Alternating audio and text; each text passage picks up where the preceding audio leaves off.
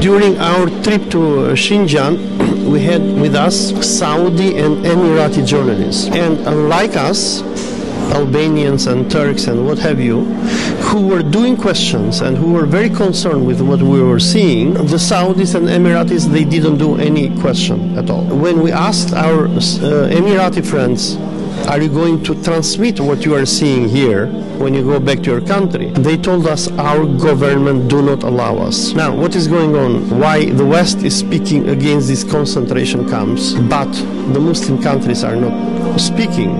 It is simple. The Chinese government is buying Muslim governments from Saudi Arabia to United Arab Emirates, Pakistan and what have you. They are giving to them loans, they are building for them roads and other infrastructure, and they are telling to them, we want your silence on what we are doing with the Uyghurs. What is happening at this moment with the Uyghur Muslims, when the imperialist West speaks on their behalf, but the Muslim Ummah does not speak, is a big shame on humanity and big shame on the Muslim Ummah. We are selling the Uyghurs for little Chinese yuans. But one day, Allah is going to ask the Muslims why we sold our brothers and sisters and why we allowed this genocide that is happening against them by China.